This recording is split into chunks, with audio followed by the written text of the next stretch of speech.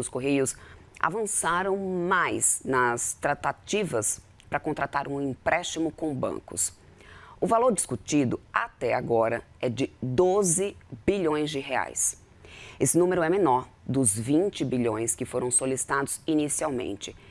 E é sobre essa tentativa dos Correios, de ele conseguir repor ou recompor o fluxo de caixa, que eu converso agora com o Marcos Moreira, que já está aqui comigo. O Marcos Moreira, que é sócio da WMS Capital. Marcos, muito bem-vindo por aqui, meu querido. Obrigada aí pela sua companhia. Antes de mais nada, bom dia para você. Bom dia, Débora, e bom dia a todos. Vamos lá, Marcos, a gente tem um baita de um impasse nessa questão dos Correios, porque o valor inicial que foi pedido, nem mesmo o governo queria chancelar. Aí entrou em discussão a questão dos juros cobrados, que realmente eram juros exorbitantes. Já sabemos que nessa situação em que a gente tem uma taxa Selic mais alta, qualquer linha de crédito realmente fica mais cara, mas nessa situação os bancos estavam oferecendo algo extraordinariamente maior. O Tesouro bateu nisso, cobrou também uma questão de uma reestruturação nos Correios. Essa nova tentativa, esse avanço agora que a gente acompanha, qual que é a avaliação que você faz?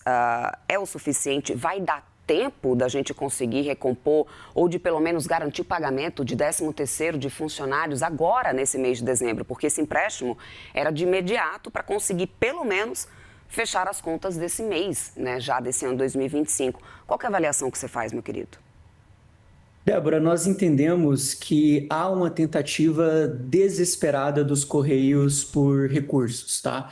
Estima-se que talvez algo na casa de 6 bilhões fosse o necessário, para um fôlego aí nessa reta final de 2025. Claro, muito longe de tentar dar um fôlego a mais para os Correios quando nós olhamos a médio prazo, que é o período esperado, para o plano que foi apresentado de reestruturação da estatal, de fato começar a entrar em prática, Como você disse muito bem, inicialmente foram solicitados ali 20 bilhões, os bancos apresentaram propostas com custo na casa de 136% do CDI.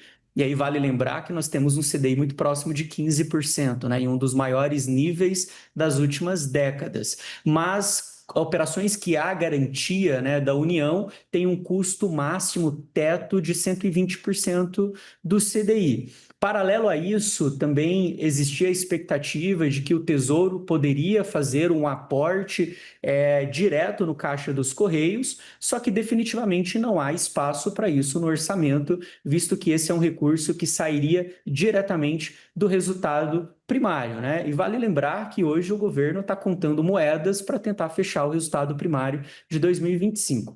Então, essa possibilidade, ela vai deixando de ser crível e, por outro lado, espera-se, então, um valor menor, Então, há expectativa que ao longo dos próximos dias, talvez até hoje, inclusive, possa haver uma proposta aí na casa de 12 bilhões, com a taxa de 120% do CDI, e quando a Caixa Econômica Federal entrou aí junto com os bancos para poder conceder esse valor, essa expectativa ela aumentou, que de fato os Correios vai conseguir isso pelos bancos e não diretamente por um aporte do Tesouro no caixa da companhia. Agora, a pergunta que não quer calar é: esse empréstimo muda estruturalmente a situação financeira dos Correios ou apenas posterga agora um ajuste que deveria ser mais profundo? Não sei se antes até seria bem-vindo a gente conseguir voltar um passo atrás para entender exatamente, Marcos, na tua visão, por que chegou até esse ponto? Excelente ponto, Débora, Nós falamos que a gente não tem que olhar só a foto, mas sim o filme, dos últimos anos. Os Correios é uma estatal que saiu de um lucro bilionário em 2021 para um prejuízo de 6 bilhões até setembro. E há uma expectativa que esse prejuízo de 2025 possa se aproximar dos 10 bilhões. Então, na nossa leitura, esse crédito, esse empréstimo que está sendo pleiteado é simplesmente um balão de oxigênio para esse paciente continuar respirando por mais um tempo. Nós acreditamos que o futuro dos Correios, ou você tem, de fato, uma privatização ou uma reestruturação radical, ou os Correios vão falir em algum momento. Tá? Não vemos outro caminho. A proposta que foi apresentada veio como forma de, na teoria, corrigir algumas dessas falhas que aconteceram nos últimos anos, que contribuíram para um resultado desastroso dos Correios em 2025. Então, quando nós analisamos uma empresa, a conta ela é muito simples. Nós precisamos basicamente considerar tudo que entra menos tudo que sai. E sob essa ótica, os Correios tiveram uma receita que caiu e, ao mesmo tempo, uma despesa que aumentou. Pois é, né? eu quero justamente pegar esse ponto, assim, né? Quando você fala, assim, dos erros seguidos que a gente, né, teve nos últimos anos. Quais erros exatamente isso? Foi falta de gestão? Essa questão de uma gestão financeira, contratação ineficiente, serviço oferecido, qualidade de serviço. Quais foram os problemas que fizeram com que os Correios chegassem? O modelo de remuneração, porque muito também tem sido debatido sobre a questão dos benefícios que são oferecidos, que vão além, inclusive, do que rege as regras de uma CLT. Então, quais são esses problemas que a gente pode elencar agora como sendo, né, os mais preocupantes, para que a gente entenda se isso tem espaço para ser revertido, para ser modificado até esse ano de 2026, para recuperar realmente a operação dos Correios? Débora, nós tivemos problemas sob a ótica de receita, onde basicamente os Correios pararam no tempo. Enquanto o processo de, por exemplo, avanço tecnológico de logística no mundo avançou do ponto de vista de implementos de tecnologia, de rastreamento, de agilidade no processo de entrega, nós vimos os Correios continuando com processos manuais e defasados. Tá? Sob a ótica da receita, nós tivemos também uma decisão do próprio governo agindo contra, né, com a tarifa das blusinhas, que derrubou em 60% a receita com operações internacionais dos Correios. Então, sob a ótica da receita, nós vemos uma empresa que parou do tempo e não se aperfeiçoou, não ganhou eficiência ao longo do tempo, não implementou novas soluções para que os Correios pudessem ser uma empresa que tenha uma receita em trajetória de alta. Sob a ótica das despesas, tá? Nós vemos um crescimento exponencial das despesas. Por exemplo, de 2023 para 2024, os Correios tiveram um crescimento de 80% nas despesas com propagandas. Os Correios têm hoje algo na casa de 85 mil funcionários, num modelo que ele é caro, né, que é um modelo basicamente de concurso público. No entanto, que nesse plano de reestruturação, espera-se um plano de demissões voluntárias na casa de 15 mil, né, colaboradores. Isso poderia trazer uma redução de mais ou menos 20%. Esse é um caminho interessante. Mas até para demitir é preciso dinheiro, porque demitir custa caro. No curto prazo. Custa caro, perfeito. Marcos. Então, como é que o governo vai conseguir fazer esse processo de demissão voluntária, 15 mil, ou seja, isso traz um custo num orçamento que já está no limite mais do que extrapolado.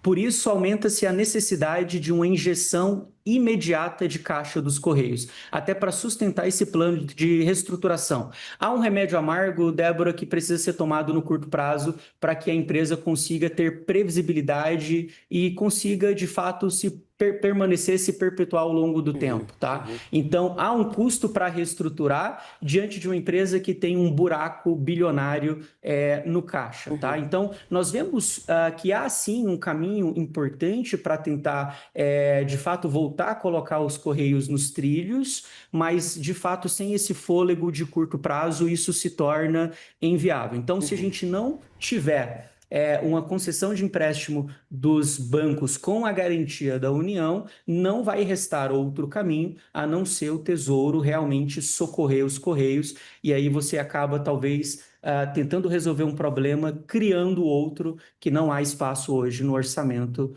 para uma injeção de capital nos Correios. Agora, Marcos, para a gente amarrar aqui o nosso papo, eu queria trazer aqui um balanço, olhando um pouco para frente e usando uma comparação internacional, tirando qualquer âmbito político, né, qualquer posicionamento político, porque a gente sabe muito bem que o tema, a pauta privatização, não atende às pautas, né, não faz parte das pautas da esquerda, mas está muito mais alinhado com a questão da direita e isso aí entra numa grande convergência, uma discussão extensa. O que eu quero trazer aqui é um ponto técnico, tecnicamente falando, de forma eficiente, comparando com outros países. Existe algum exemplo que a gente ainda mantém esse serviço de correios de forma estatal, de maneira eficiente, sem causar, né, a déficit econômico para as contas governamentais? Ou a eficiência desses serviços que a gente encontra lá fora, elas só chegam realmente a partir do momento que a gente tem um serviço privado entrando em ação? Qual que é o comparativo que a gente pode fazer com exemplos lá de fora para poder tentar analisar essa situação dos Correios aqui do Brasil, do que a gente pode esperar daqui para frente para ter um serviço pelo menos pareado com outros lugares? Excelente ponto, Débora. Quando nós vamos para fora, nós vemos de tudo, tá? Nós vimos modelos de privatização, como aconteceu na Argentina, que não deu certo, e nós vemos outras economias que conseguiram, de fato, implementar um Correios estatal, mas que não tivesse um alto prejuízo, né? Nós olhamos, por exemplo, a situação da própria Alemanha é um grande exemplo disso. O caminho que, quando nós olhamos para trás e olhamos para fora, na verdade, vemos os países que conseguiram ter uma empresa eficiente, é o ponto que você consiga implementar novas soluções, por exemplo, para os Correios. Os Correios têm uma vantagem competitiva que basicamente em qualquer canto hoje do Brasil os Correios conseguem chegar. Existem agências em uma parte muito grande dos mais de 5.000 municípios que nós temos no Brasil. Então, eventualmente, a implementação de novos serviços, implementação, por exemplo, do serviço de e-commerce, que foi talvez uma das verticais que mais cresceram no mundo aí na última década, e nós vimos já algumas economias, como Estados Unidos, como eu disse anteriormente, a própria Alemanha, implementando isso de maneira muito eficiente, tá? Então, essa discussão de privatização, sendo bem pragmático, né, de fato, ela não nos parece ser a grande solução, a grande bala de prata, tá? Porque existem algumas nuances que precisam ser consideradas. Mas, de fato, tentar desenhar um modelo, como nós temos exemplos lá fora, para você trazer uma diversificação de receitas para os Correios e um ganho de eficiência, principalmente implementando avanços tecnológicos, tirando processos manuais e defasados, pode ser um caminho muito interessante para os Correios voltar a ser uma empresa lucrativa. Até porque, na nossa percepção, a melhor coisa que uma empresa estatal pode fazer para a população é ser uma empresa lucrativa, para não precisar do dinheiro dos nossos impostos para pagar, por exemplo, as contas do dia a dia, que a partir desse momento você deixa de ter um problema apenas pontual e passa a ter um problema, de fato, estrutural, tá? Então, tem exemplos para todos os gostos, tá? Privatização, não privatizou, empresas estatais que não deram muito certo e outras que conseguiram, de fato, entregar um serviço eficiente. No final do dia, a nossa percepção é que os Correios têm um desafio muito grande olhando aí os próximos anos e o que vai acontecer nos próximos dias é crucial para isso. E a gente vai seguir atualizando, acompanhando por aqui. Muito obrigada, Marcos Moreira, sócio da WMS Capital. Sempre muito bem-vindo por aqui, meu querido. Sempre ótimas análises. Uma boa sexta-feira para você, bom final de semana. Até a próxima. Obrigado, Débora, e uma ótima sexta-feira a todos. Até mais.